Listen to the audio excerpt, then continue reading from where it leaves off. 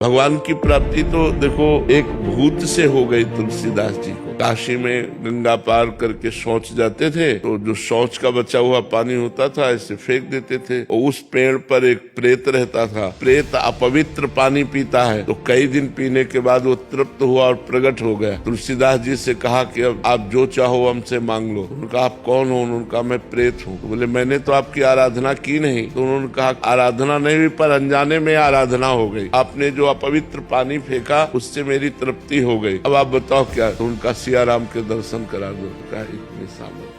हमारी इतनी सामर्थ्य नहीं है कि मैं सिया राम के दर्शन करा दूं। उपाय बता सकता हूँ, उपाय से पक्का सिया राम के दर्शन हो जाएंगे। तो उनका बताओ। तो बोले तुलसी घाट में जब रामचरित्र का गायन किया जाता है, भगवान की कथा होती है, तो उस समय महावीर परम महाभागवत बजरंगबली हनुमान जी महाराज आते हैं। उनके चरण पकड़ लो, वो सिया राम जी के दर्शन करा देंगे। तो उनका हम पहचानेंगे कैसे? बोले सबसे पहले आते हैं और सबसे बाद के जाते हैं और मलिन वस्त्र होता है, वृद्ध स्वरूप होता है। तुलसीदास जी उस दिन गए तो जो ही कथा सुनी तो सबसे पहले आकर हनुमान जी महाराज बैठ गए। मलिन कपड़ा पहने ऐसे वृद्ध रूप में तुलसीदास जी दृष्टि रखते हैं। और जब सब चले गए तो हम प्रणाम करके जो ही चले सो पीछे लगे तो भागे हो। तो तुलसी घाट से लेकर संकट मोचन जो काशी के हैं वहां तक हनुमान जी भागे। तुलसीदास जी जाके चरण पकड़ लिए। उनका क्या चाहते हैं? तो उनका प्रभु इतने दिन हो गए भजन करते हुए, मैं अपने प्रभु को देखना चाहता हूँ, कैसे है मेरे सिया राम जी। तो उनका यहाँ काशी में नहीं, चित्रकूट में चलो। तो फिर हनुमान जी की कृपा से श्री लक्ष्मण जी और श्री राम जी का साक्षात्कार